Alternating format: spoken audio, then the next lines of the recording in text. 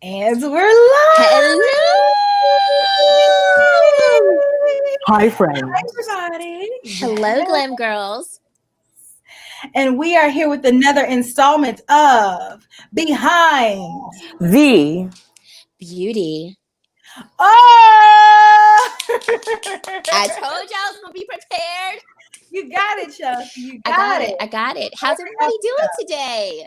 Yes. How's everybody doing? I am so excited to be here doing another episode of Behind the Beauty. It's always a fun time with my girl, Alicia, aka Kinky Sweat, aka Miss Sweat if you're nasty. And it's always a good time with my glamour girl, the one, the only, the pose for the camera now, click, click, click. Glam girl, Chelsea. Hey, everybody. How are y'all doing tonight? Yes, I'm so excited. This is always so fun. absolutely. So we are in for a special treat because we have coming to the show celebrity makeup artist. She's been in the game almost as long as I've been on this earth. Okay. Yes. Her resume is just miles and miles and miles long.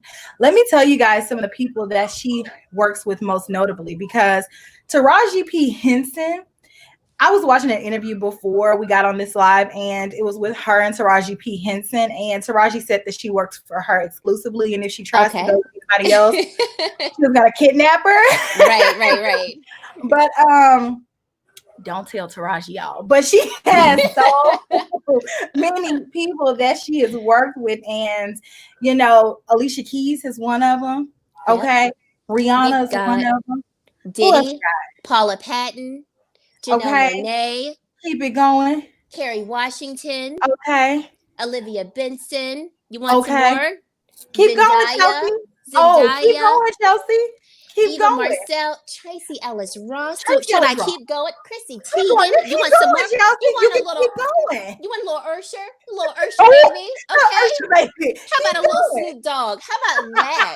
Okay, I got some more. Queen Latifah, Sharon Stone, Hilary Duff, Adrienne Bailon. My list is done, but there's more. I mean, her resume is just extensive.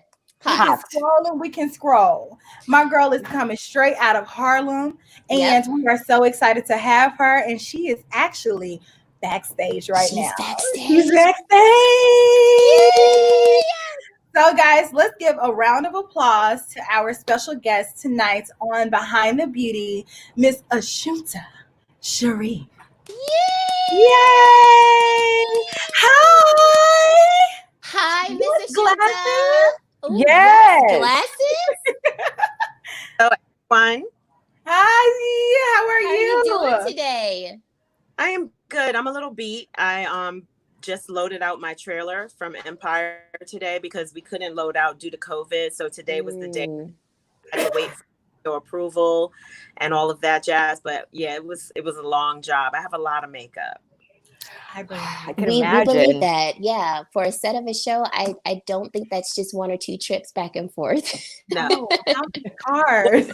It's one trip, but you know, when you work on production, when you wrap a show, what they do is they'll usually ship your kit to your next job. So people like Beverly Joe, she has 18 25 gallon crates, 18 25 gallon crates. I have 10 25 gallon crates full of makeup and products. Wow. That's a lot.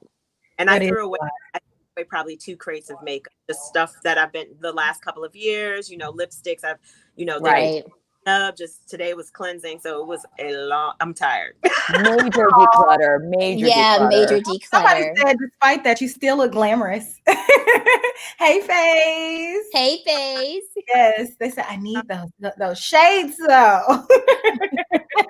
I always try to have a good eyewear. I love eyewear. Most definitely. Yes. Oh my goodness.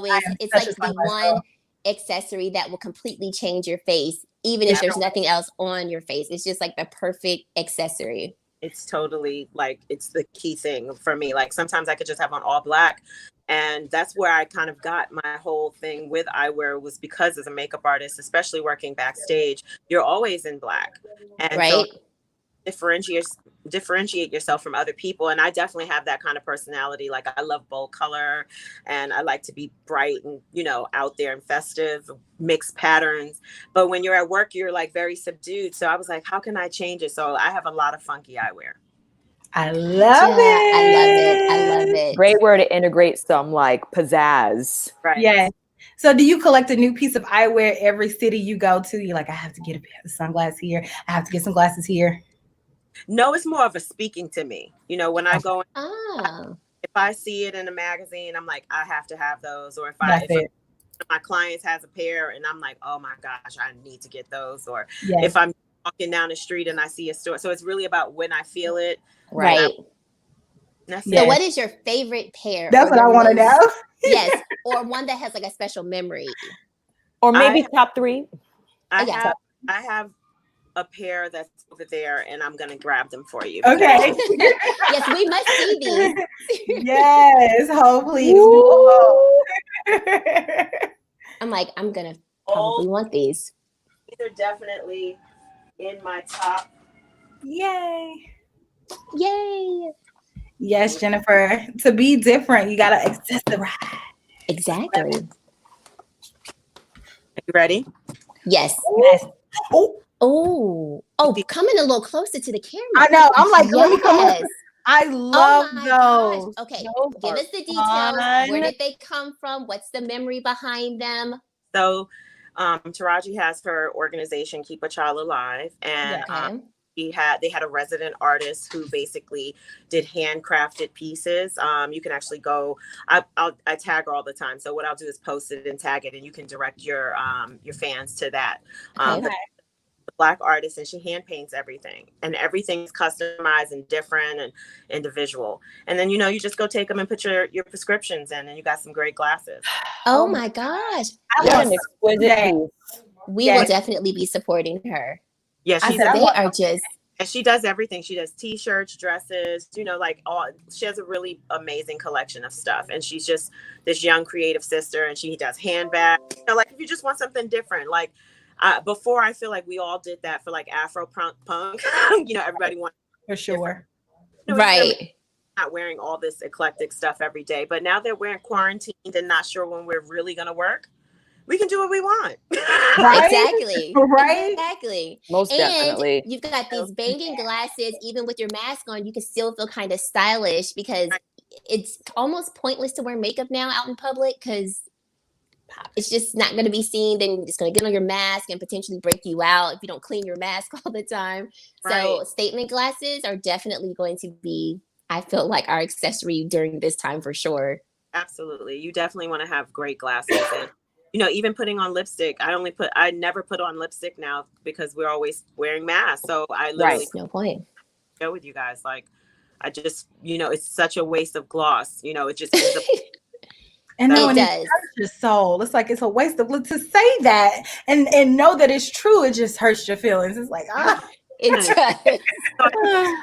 Makeup advice for women in our new normal is focusing, of course, on your brows and your eyes.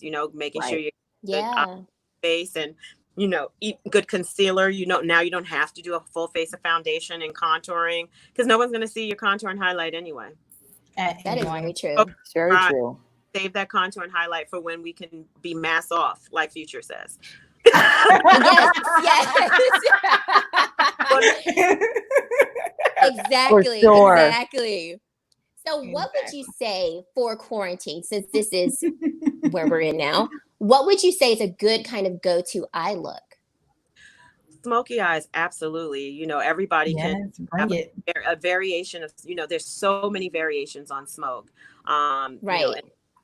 Egyptian cut crease smoke, a grungy rock and roll smoke, classic fine smoke. There's so many types of smoke that you could do. And I definitely think a smoky eye, it helps to add, to some level of pizzazz because we're not really dressing up. We're not really going to work, some of us are, if you're, first responders or some of the companies, small portions of companies that have opened up. But even still, you're going to work, focus on the eyes, great mascara, great brow. And So that should be what your focus is. And of course, you still need your SPF on. Oh, Alicia. She's the resident SPF queen. Yes, she is. I have a sun hat on. It's like nothing is getting to this. Okay. I think people, of color really neglect using SPF because we're like, oh, we have melanin, and melanin, yes, is a form of protection. That's true. But currently in our current environment, there's so much going on that it through our melanin. So you want to protect yourself, and the sun is the number one aging factor on the planet. Believe it, as much as we need the sun, it actually ages you too. So it's like the craziest thing, like you need it for life, but if you're in it too long and too much, it's like being baked in the oven. Time. So Black people, if you're hearing me, Latina, Afro Latinas, put your SPF. You need it. You definitely need it. A growing market too. Our people of color getting skin cancer. It's but it's growing. So what's your favorite sunscreens? Ooh, wow, I have a lot. Because I'm like you. I like Clarins. Clarins is actually a top one for me. That was the probably first sunscreen that I used overseas. I was on tour with Alicia, and it's a French owned brand, and we were in France, and it's everywhere. Like Clarins is everywhere. So, I needed an SPF right away, and it ended up being something that I really liked using on her. And I said, let me try it on me, and it worked great. And previously, most sunscreens would go chalky on me or give me that looking purplish glow. I know. Yeah, we all know very well. That purple hue that we all hate. Right. Clarins, which is specifically just for the face, was really, really good. It was really milky, kind of dissipated. So, and it's still available and it's out there. I'm looking it up right now. Okay, let me see.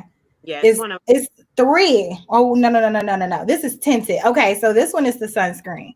Yep, just the plain one. That's it. Okay, I'm gonna link that in the description box, you all. I love Somebody wanted to know what color lipstick did you have on? I have on the Lip Bar Hot Mama.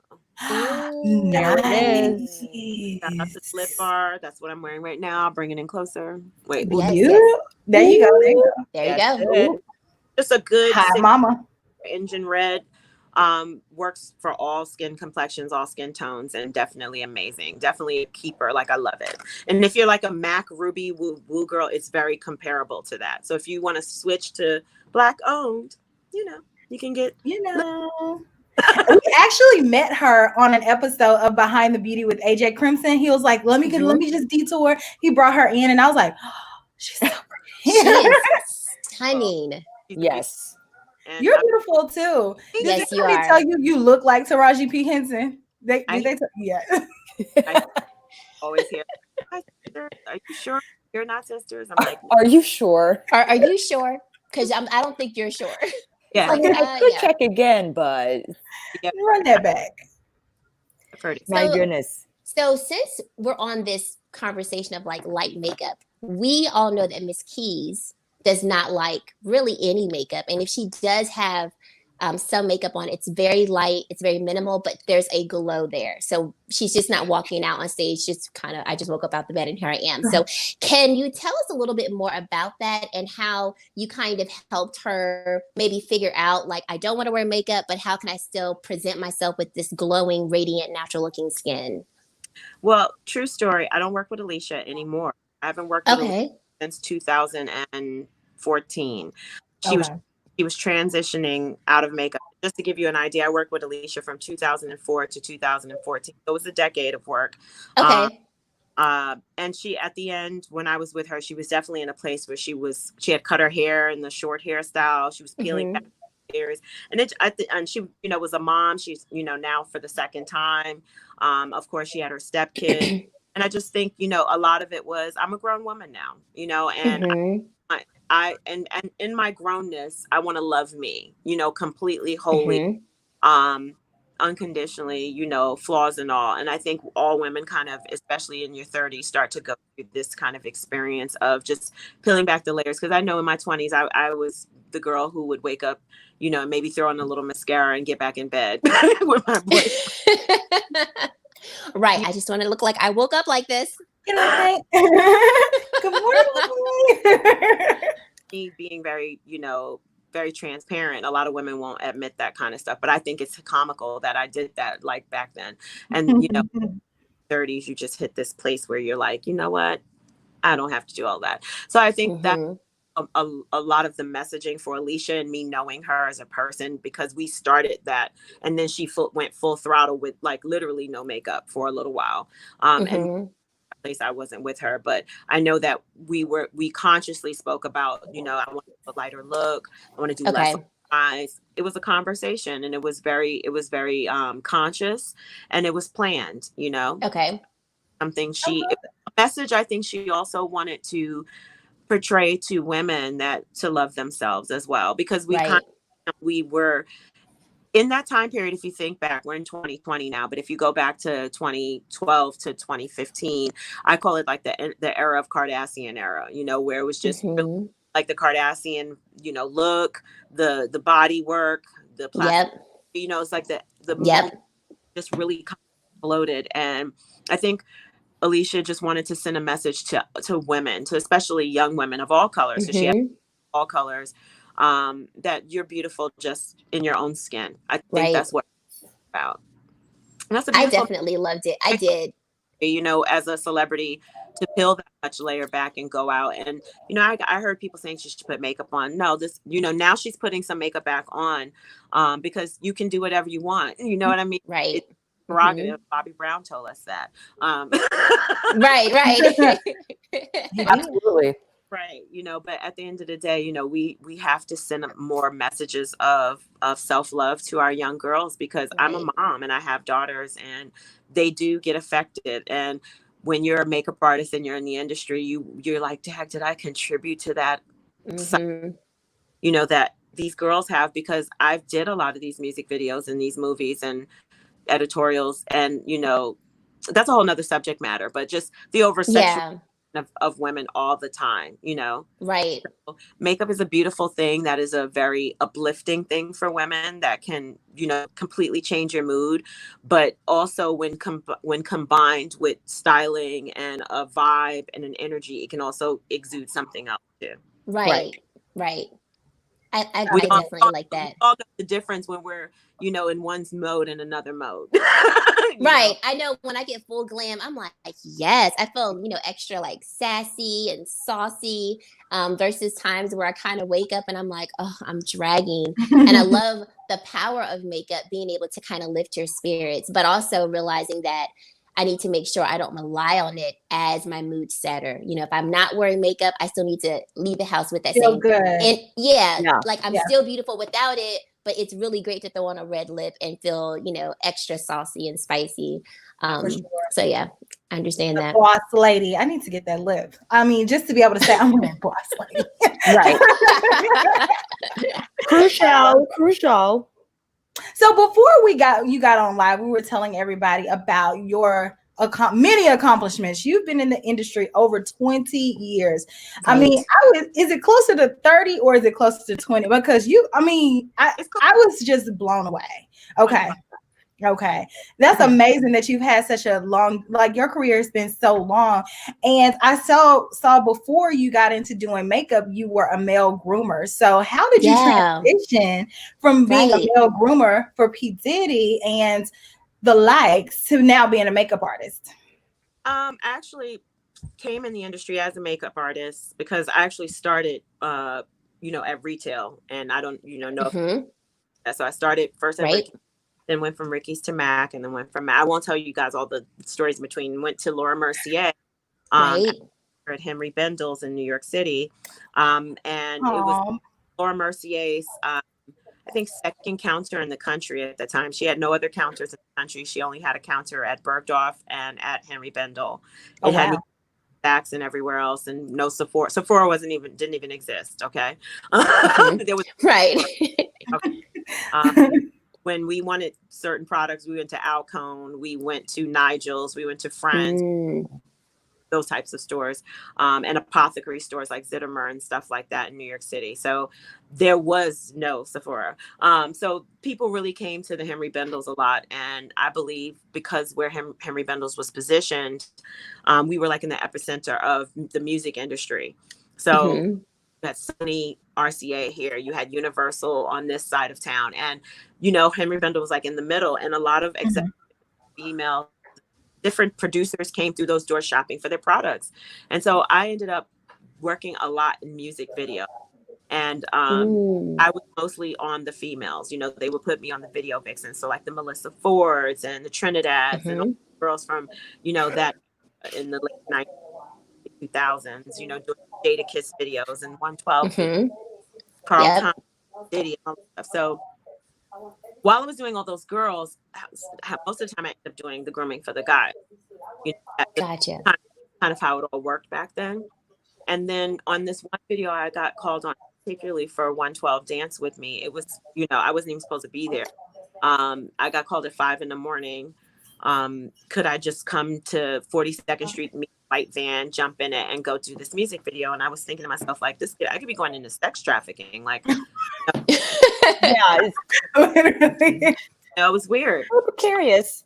I was living with my mom, a single mother at the time. I took my baby, I put her in the bed. Mom, I got a music video. I'm heading out to go do your thing. She was very supportive.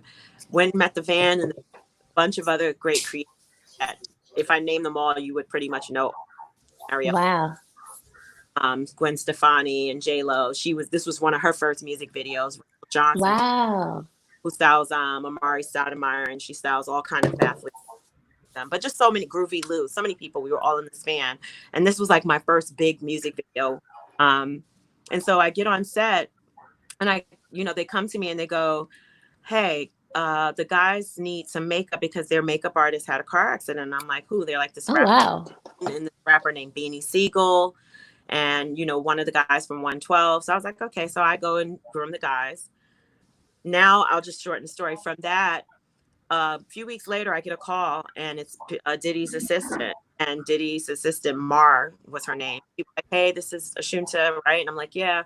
She's like, we watched the video. The video, just so you guys know, is Dance With Me. I saw you looking at me. So that's the video. Edits of the video, and Diddy is loving how you made the guys look. They just look really fresh. They don't look like they have on a lot of makeup. Because prior to, I think, the way I approach male skin, there was more of a heavy beat, like a Steve Harvey beat, in male. Yeah. Yes. Okay. And I'll and be exactly what you're talking about. More of a heavy beat. And then when I started grooming Puff, I started just getting all these male clients, like literally, like, Wow. Did all these Nike campaigns, Jumpman campaigns, Roy Jones Jr., Warren Sapp, working with Ray, what's his name, Ray Allen, or my goodness, so many athletes. I've worked with so many athletes. So that just kind of, just took a life in its own, just from doing Diddy. And because I think guys don't like makeup anyway, it's right.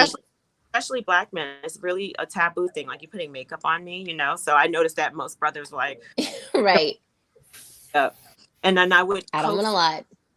I would coax them through conversation, saying, like, when you go on TV, you just really want to look flawless. I'm not going to put a lot of makeup on you. You have to trust me. And then they would come, to me afterwards. Like, if they book me another time, they'd be like, "You ain't look like you put anything on me." And I just have a technique that I was really light-handed with men that works for them. So how did that go from, just getting booked with guys all the time? Well, simultaneously, while that was happening, I was always still working with females. It's just that my female clients weren't probably as famous. They were up and coming actresses, or like models like Joan Smalls. I was working, she had just moved back here from Puerto Rico, and I did a bunch of test shoots with her. Candace Swanpool, who's a Victoria's Secret model. I was doing test shoots with people like that. And these were new girls on the scene. So a lot of agencies were calling me to do like these girls' new looks. So I was getting calls in that. Then I was keying fashion shows and doing looks for runways, and then doing editorial at Essence or Teen Vogue or this or that. So I was always still in the mix with females. It's just that my celebrity male clients were massive stars. Gotcha. And then when and then of course with Diddy, I was always doing every girlfriend he had, whatever with, I did their makeup. And it's true. working with all of them. Really famous, so that helped too. You know, when they hit carpet together, and so then that made my makeup then stand out as well. And then Usher and Chili when they were together as well. Wow. So that's kind of like how I started getting pulled in, I think, to the celebrity female area is really through my male clients and the women they were dating. I love that. That is amazing. It really is. And you were a part of the whole era. Alicia is from New York, but I have just grown up on that. And so just to hear you say that you were there and you were behind the scenes working on the makeup, it's just like, it's only things that we read about. Right. So. It's I don't know, like, you know, I feel like that lifetime and my lifetime now are like two different lifetimes. You know, I feel like 9 lives. And when I start talking about, you know, my time in this, you know, this journey, I go, wow, it's really like, it still shocks me how long I've worked in this career. Still mind blowing. And you look so young. I mean, you're not old, yes, but you do. Look so young. It's like it does not look like you have like 20 plus years in the industry. It's like, are you just getting started? Right. I wish. No, I'm in that, you know, when you said, are you between here? I'm between it. Okay. It's between. Right in that bracket. You don't look like it. You really don't. Oh my goodness. So since you've done, sorry, Kelsee, go ahead. I just had a question because like the way you started your career was so unique. What advice could you give someone who is wanting to start today? I know Instagram and social media is a major key, but as far as somebody who like you, who's had so much longevity in the industry, what is your recommendation? You know, you hit it right on the nail. Definitely social media is probably the number one way. You know, it was something I think my generation, like all generations, you know, we all start to sound like our parents. People, you'll say that too as you guys get older. You'll be like, I sound just like my mom, you know, like, but it's really true. So, you know, I remember when social media started, and not so much as Facebook, but when Instagram started, it really kind of revolutionized, you know, a lot of people's industries, not even just makeup, hair, photography, modeling. You know, there's Instagram models who are, you know, and I think that people like myself who had to kind of go about it are much more of the old school way of doing things, because there was an old school way of doing things to become a makeup artist. And just, I want to shed light on that so people understand how intense it was. You had to have a portfolio. And if you were, you know, doing a lot of work, that means multiple portfolios. They're expensive leather bound portfolios. They're not cheap. You know, you're an up and coming makeup artist, you're going to spend $400 on a leather hand bound book that you're never going to see. You know, everyone see it. You have to pay for that book to be shipped everywhere, all over the world, because we were being booked for jobs. Whether it was an ad agency or whether it was a record label or a film production company, the book had to be physically present. People had to take your book and go through board meetings and hand your book around. It was serious, you know. So crazy, you know, like when you think about how hard it was, you know, to get through those, to break that glass ceiling, especially African American woman. You know, we weren't allowed in those spaces a lot of times, and the only way you could get in those spaces is through your celebrity clientele. You know, like I could work with Annie Leibovitz or you know, David LaChapelle or Patrick DeMarchier. These are world-renowned photographers. Just it would be the celebrity clients that I had who were A-list, you know, and world famous and platinum recording artists and multi-million-dollar franchise, you know, actresses, you know, to be able to break that ceiling. Whereas some of my white counterparts, I think it was so much easier for them to get in those spaces, because once they got a really good editorial book, then they were getting that Charlize Theron client, you know, like I had to get the celebrity client to be able to get those things, but they were doing like Gap campaigns and Target and stuff like that, like getting those types of things. Whereas I was just doing test shoots. You get what I mean? It was just a different, So you have to think like all of that was happening. And then getting signed to an agency, you had to have an agent, you know? The only way you were gonna get anywhere in this industry as a makeup artist, hairstylist, or fashion stylist, like you had to have an agent. Now on Instagram, you don't have to have an agent. You don't have to have it. Like literally a lone wolf, you know, out here in the world. As long as you're a respectful lone wolf, I have no problem with that.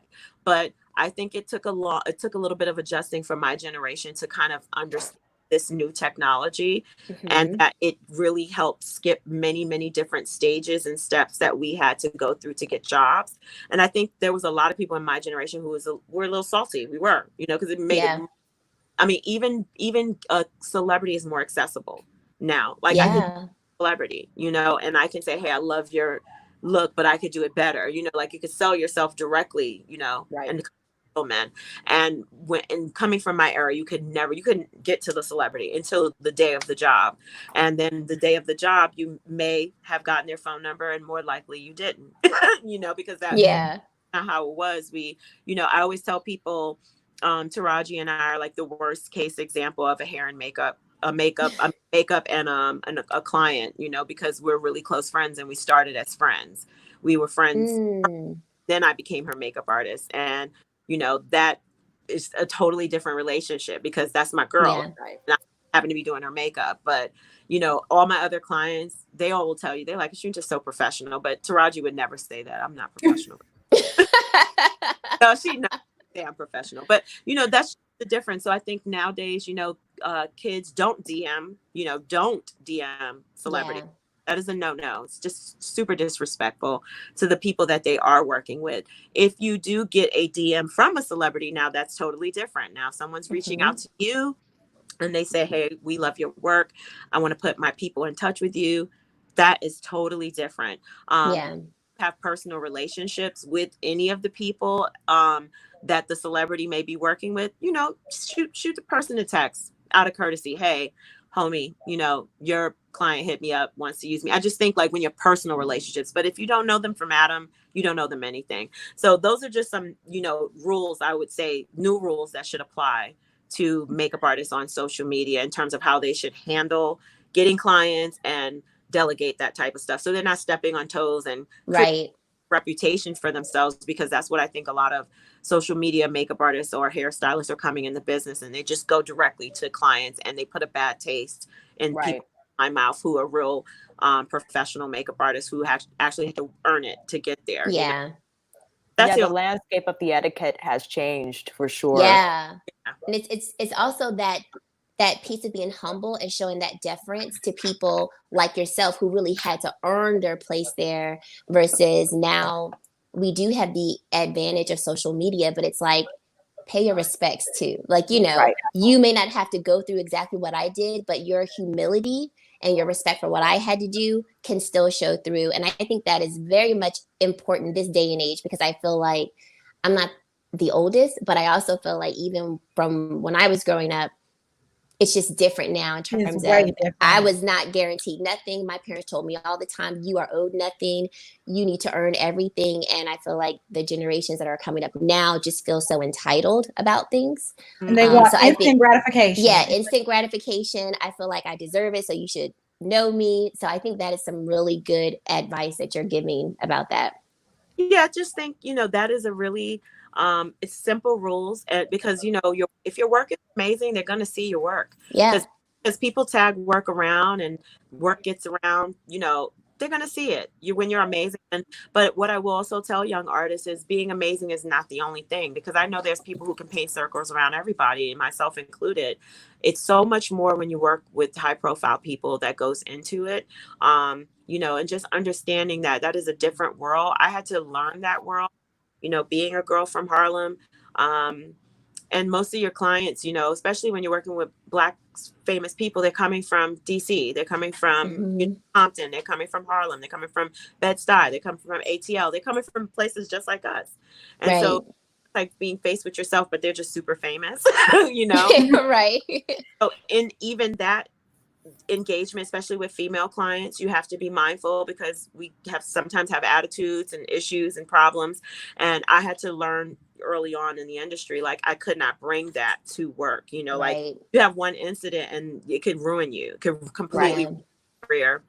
And today with social media, a lot of the younger artists run right to social media when they have issues with celebrities, whereas us, a lot of the people that I know from my generation, I didn't know they had issues for 25 years until they wrote books about it. Like, I'm just being honest.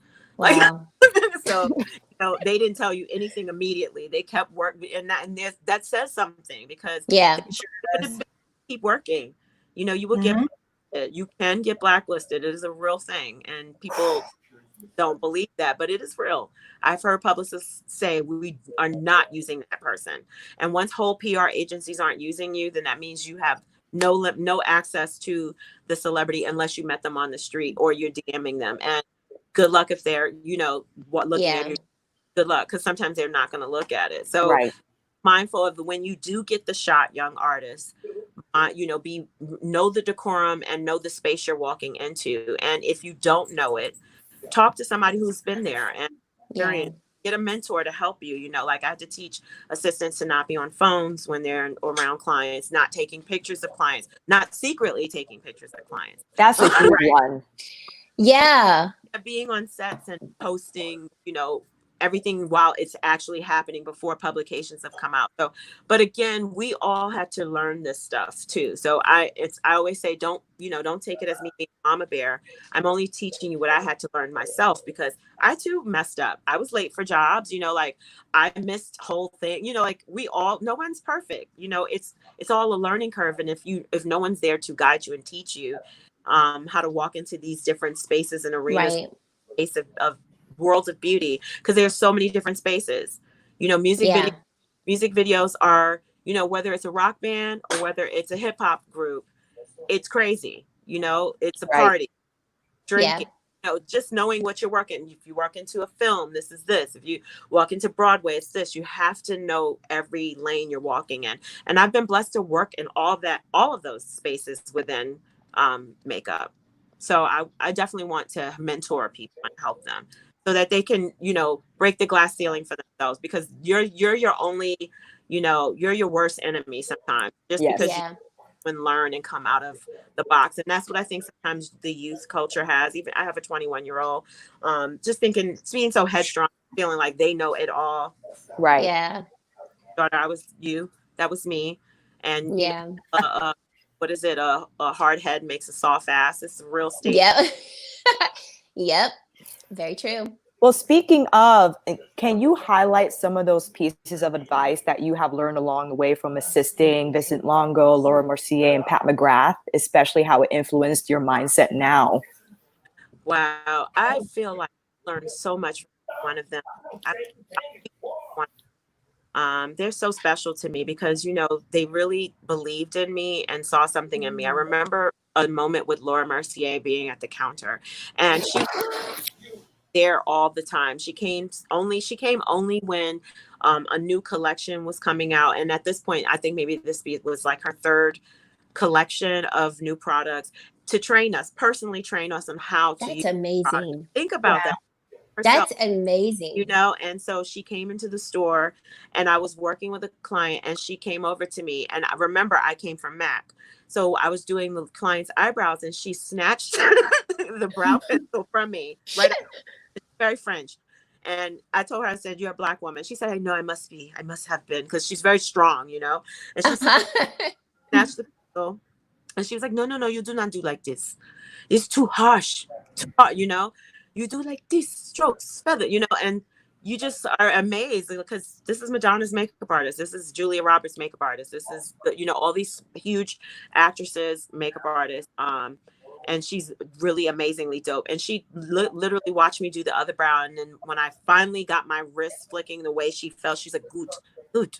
And then she came to me. She said, "You're really easy to teach." I said, "Thank you." She said, "When I do shows, I'll bring." So when she did fashion shows, we did like some first shows with like Did Basso and Helen Yermak. And there was another show she did too. I can't remember, but had like Joan Collins in it and like Ivanka Trump and like all these big heavy hitters. And I would be backstage with her and I just would watch and learn. And she literally put me on Joan Collins, to put on. Wow. And Joan Collins taught me right then and there, 2 pairs of lashes are amazing. Because I was only doing my traditional one, and only time I thought women did that kind of extravagant thing with strippers. That was my, and right. But I was new. This is what I'm saying. When you're new and you don't learn things, you don't know things, and no one's teaching you, so you have kind of an ignorant mindset about stuff. And Joan Collins taught me that 2 pairs of lashes has nothing to do with strippers. It's glamorous. It's red carpet. It's a diva. And so it changed my mindset. And then working with people like Vincent, I always worked fashion with him. So I was always in the tents with him for runway shows at Bryant Park when they used to be there. He was just amazing. He did most of the makeup with his hands. He was very much like a true artist. Like he would do eyeshadow with his hands. I'm talking about even smoky eyes. Like he was amazing. Oh, wow. Oh my gosh. The stuff he would do that, and Pat was like that too with her one finger. I don't know if it's a European thing because Vincent also is Italian, so he just really cultured. He loved women, loved beauty, and he just really was amazing at executing this ethereal, beautiful glow. And so kind of like with what Laura was giving me with the strokes of the brows and him with the glow of the skin, and then I come to someone like Pat who then teaches me about detail. The detail. Mm-hmm. And so these are the people that, just kind of helped me to formulate my style. And I'll add to it, Charlie Green would be the icing on the cake because Charlie Green's makeup exuded sexuality. It was Victoria's Secret. It was Girl. It was Sports Illustrated Supermodel edition every year. That's what she did. That's what she was known for. She just made everything. Wow. And so I kind of learned from all those people. And if you notice, my style is kind of a hodgepodge of all of them. Right. Yeah.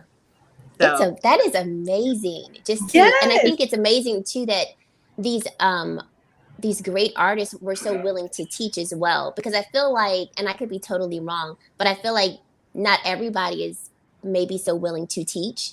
Maybe they want to kind of keep some of their secrets to themselves. And so I think it's amazing that they were willing to teach you. And then of course, I feel like your willingness to learn probably made them want to teach even more. What are you doing? Bad dog. Dog is being bad. Bad boy. Okay, what type of dog? We got to know what the dog is. He's so mad at me because he's a cane corso, so he's really big. He's like on level with me. Oh my gosh. Oh my gosh. Can we see? That was a little baby dog. I know. Up on my lap. Oh, Wow. That's a big one. Wow. Wow. What is his Oh my God, name? that's What it. is his name? Wants to be with mama. Why you want to let them see your face? He's like, Mommy, I'm just here for you, not here for them. So yeah, he's a cane corso. He's a puppy. He's only 10 months. Oh. Okay, how big is he gonna get? Right. Sit, King. Sit. See, this is why I didn't want to bring him over.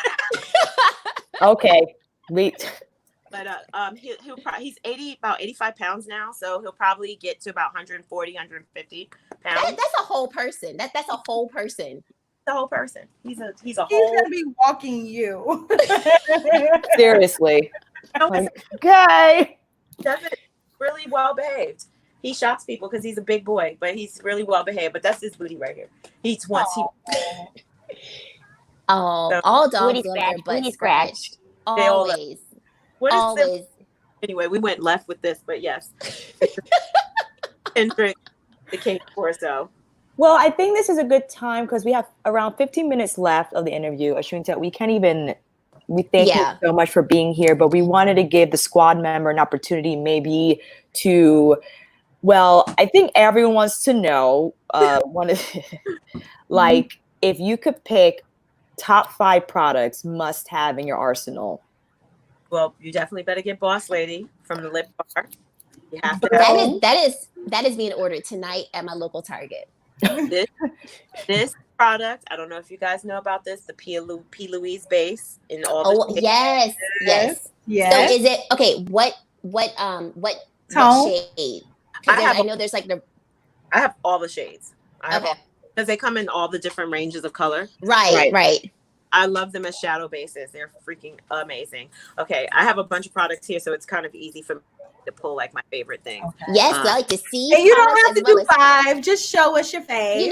Right. I didn't want to overwhelm with the number, but yes, just please, limitless. Please go ahead. Yeah. Definitely do 20, but I'm 5. I'm just trying to find the one thing I really wanted to show you guys. I don't have it. Okay, so I'm just going to tell you about it. Okay.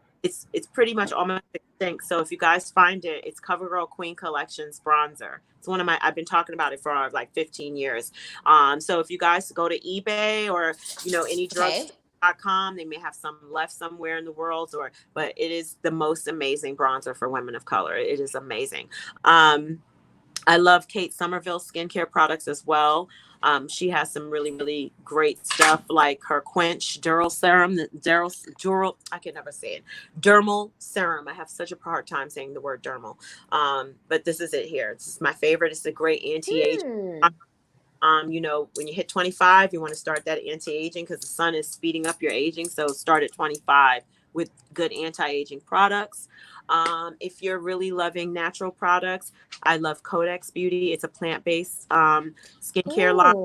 All skin, everything is, you know, 100% plant-based, and they like to minimize carbon footprint as well. So I like companies, you know, are working in that way with recycle pack and all that stuff. So and this is Codex. How do you spell that?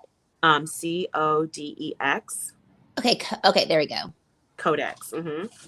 And then I am loving for eyeshadow palettes. I don't know if you guys know this brand. It's Juvia's Place, and I'm yes, of course we know. addicted to these. I actually am going to order them again because I'm almost done with them. But I really love these eyeshadow palettes. They're great.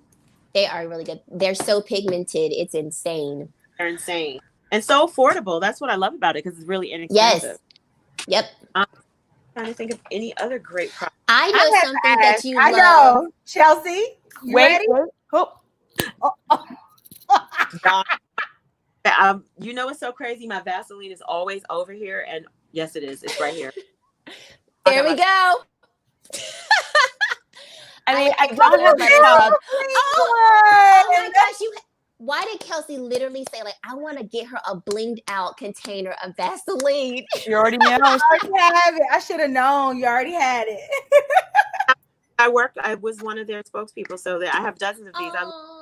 They bling them out for me, and they're great. I love it. Amazing. So for those of you who may not know, Vaseline is very, very special to Ashunta because your grandmother used to use it, correct? Yeah.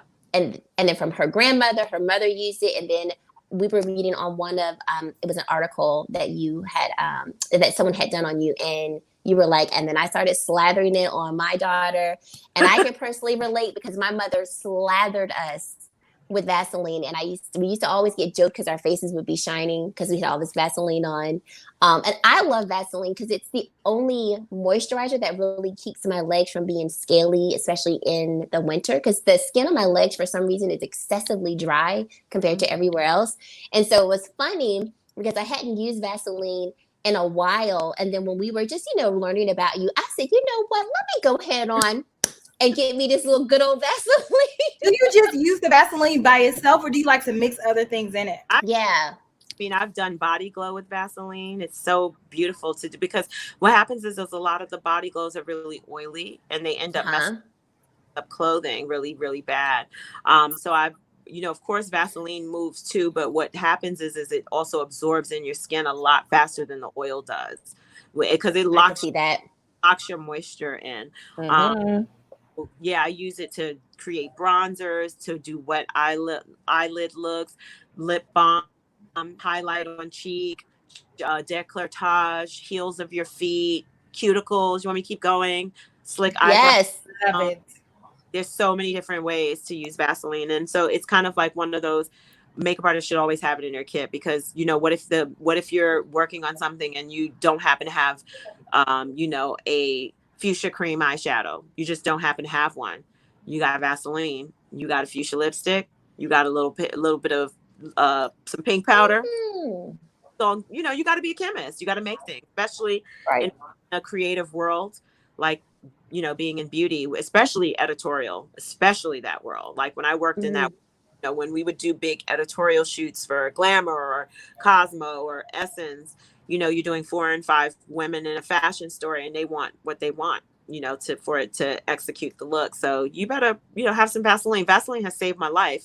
Even Parent Magazine, like the babies. I used to do the babies on the cover.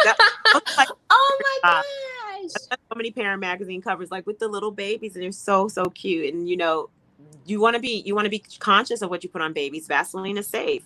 So I can put I can put Vaseline on a baby and it's, give them that little nice glow to their skin. I could slick their baby hair down because we would, some babies are 3 months old and you really can't style their hair, but their hair's crazy. So I would take a spoolie and Vaseline and, give them little curls, off Wow. on hairs, Speaking of hair, Vaseline, my mom would be on here. She would be like, yes, she knows all the secrets to Vaseline because my mom has used Vaseline outside of mixing it with makeup for every other thing that you have just listed. Right. Lindsay wants to know if you've tried Taraji's hair care line and what do you think about it? I have tried several products from the line, not the entire line, but the Master Cleanse is one of my favorite, Ultra Chill. And also too, she has a scrub. It's called Never Salty. So those 3 products are like my 3 hero products. I would PH by Taraji. And then of course I love Make It Rain, which is a hair conditioner that's really, really nice for people with coily and curly hair. It works out really beautiful. And then there's another product called The Glow, which is like kind of a hair slick kind of pomade, but it can also double as a body oil. Like I've used it to just, get her legs like descaled, so to speak, because everybody. But that product is amazing. And then there's one other product too that I really, the Edge, which is like her edge control is really good. I think it's, what is it called? I can't remember it, but those are my favorite ones. I love it. How did you meet Taraji? Yes. I met Taraji on the film set called Smoking. I was there as Alicia Keys' personal makeup artist, and Taraji and her started that movie together.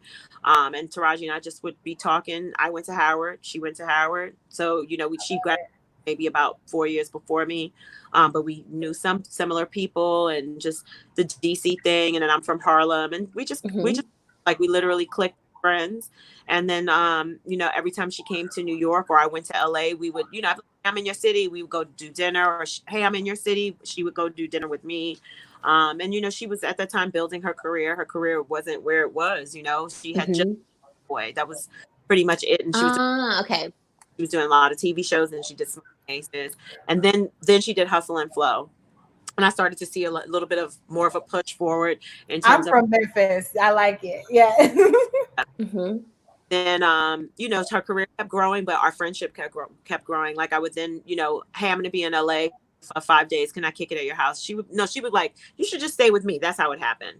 And so then I would stay at her house. And then if she was in New York for, let's say, a holiday like Easter, she would come have Easter in my house with my mom and I. So we know each other's moms. I know most of her aunts, most of her uncles, most of her cousins. I know her stepmom. I know her sister. We know each other's family because we've been friends. That's amazing. That is amazing to have that type of relationship. I didn't start to work with her until 2009. So from 2004 to 2009, we were just friends. I'd never touched her face.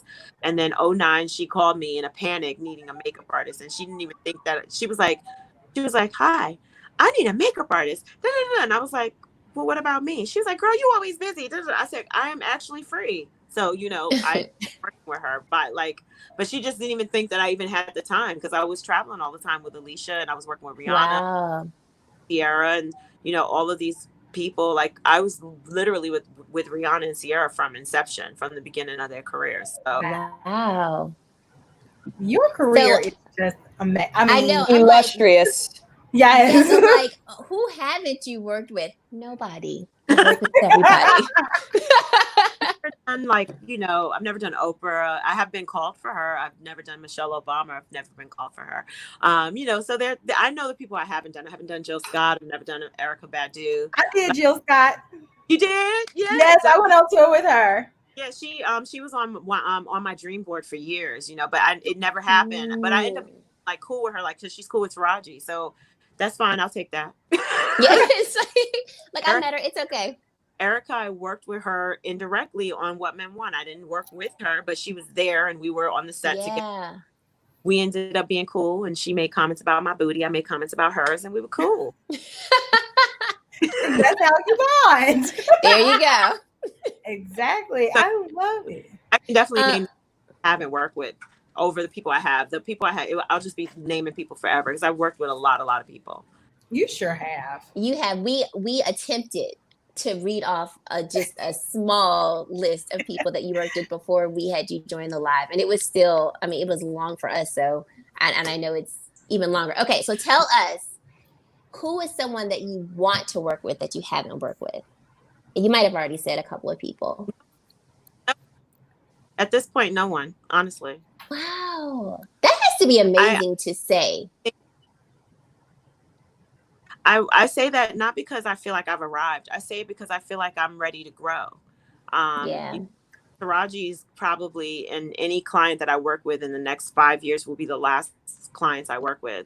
I'm going to transition. You know, I feel like as all human beings eventually transition to something else that they are passionate about or want to do, or just see, you know, I should do more platform speaking and more, you know, direct engagement with people. She said, please write a book. Yes, write a book.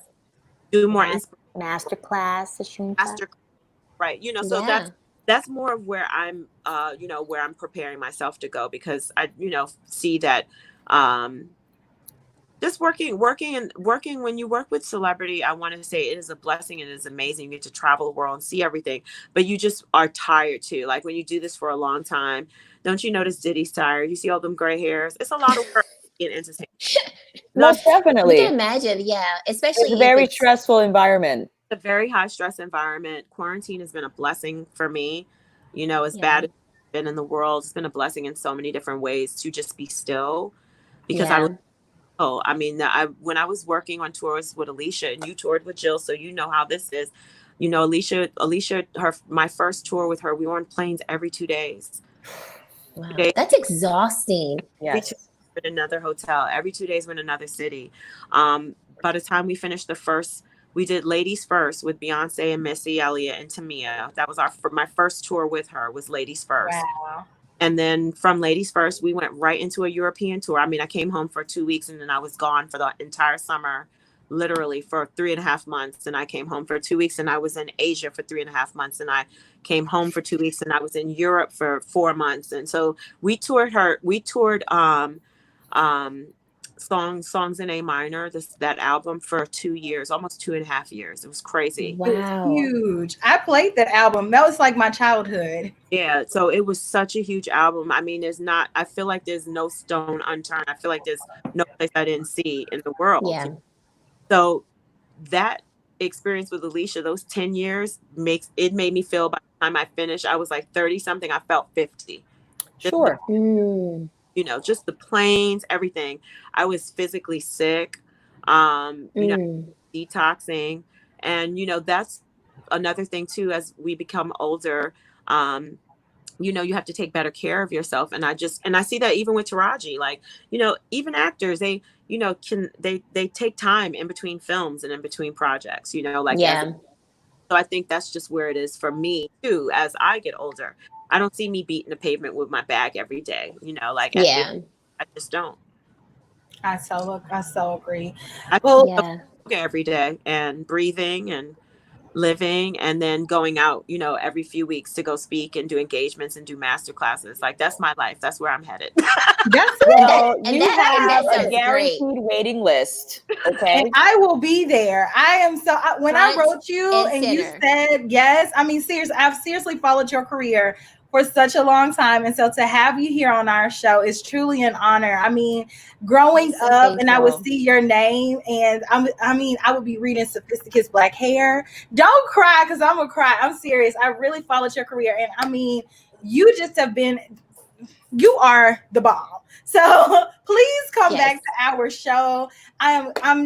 Words cannot express how thankful I am to have you here. And I definitely want to stay connected with you, because you are just up here as far as makeup artistry. I definitely appreciate you, and I've studied you. So thank you so much for coming.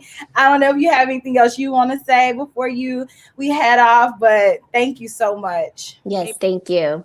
Made me like, no. You did. Oh. No, do it.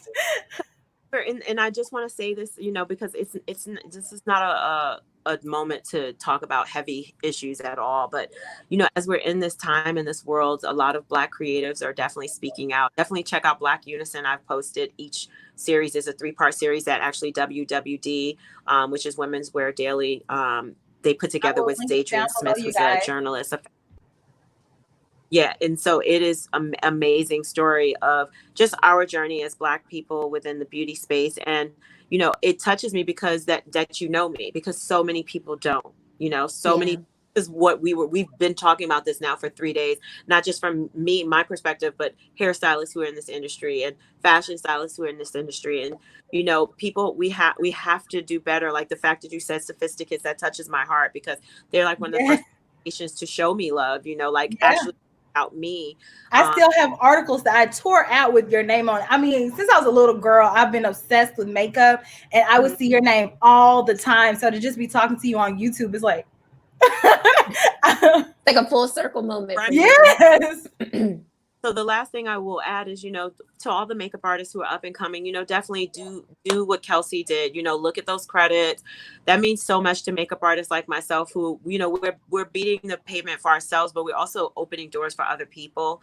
And the way I dote on working with Laura Mercier, Pat McGrath, or Charlie Green or Vincent Longo, or even being mentored by Renee Garns or Greg Brockington or Fatima Thomas, those names matter in this industry because there's, that we weren't allowed in those spaces and we had to really work hard to get there. And now you guys get to benefit from that. And that's a beautiful thing. But know who we Yes, it's like know my name, okay? Know who I am. Pay your respect. Don't play. Yes. Get out here. Most definitely. I'm getting older, guys. Know my name. Yes. And we will. And I'm backing. I'm right behind you. Like, know her name. Yes, know her and everything that she's done. Okay. For sure. And Ashunta, the minute you drop any updates for a book, an online course, we there. And we will spread the word and we will tell everyone to be there for you. Yes. Okay. And please come back. Please come back. Thank you so much. We would love to have you come back. Yes. Can I make a suggestion? You guys need to talk to Wari Vice. He's a stylist. Do you ever talk to stylists and people like that? We haven't yet. We can. We're filling up the beauty people. No, not necessarily. It's just behind the beauty. So the beauty industry, we were talking about this the other day and we're like, we could just keep going and going and going. And I just, the influence and how many names and things are out there. And, even though, like you said, this is a sad time, to be able to connect with so many people, I feel like it's definitely directly impacted through this because a lot more people are home. So, I mean, we're taking advantage of this time and getting to meet people like you, AJ Crimson. We had Niels here. We had, who else, guys? We had one more, Alicia. And we have so many more people coming on the show. And so, I mean, this is our first season. Yes, please send us that information. We would love to reach out to them. Well, I know them all. So I'll email you guys a list of names. I'll do that tomorrow. And you guys can reach. Thank you so much. Thank you. It has been such an honor to meet you. I'm so thankful that you said yes. We were like, yes. We were like, yes, we did it. We did it. So does this get cut up and edited or is it just live? This is just live. Yeah. This is live. And you can stay. We can end this live and we can chat. We'll be backstage. I'll be a wife, guys, and be a dog mom. That's important. We get it. We get it. Well, we wanted to quickly thank everyone so much for tuning in. You guys, we appreciate your support. Stay tuned for more. And we will link everything from this show so you could get some. Including your Vaseline. The Vaseline, the eyewear. Yes, that one is custom, y'all. Y'all can't get that one, but you can get this one. But you can get this one. And this is the cocoa butter scent. This is my favorite one. All right. Well, all right, y'all. Talk to y'all later. Smooches. Bye, guys. Thank you, Ashunta. Thank you, Ashunta, so much. Have an amazing day. You too. Bye, friends.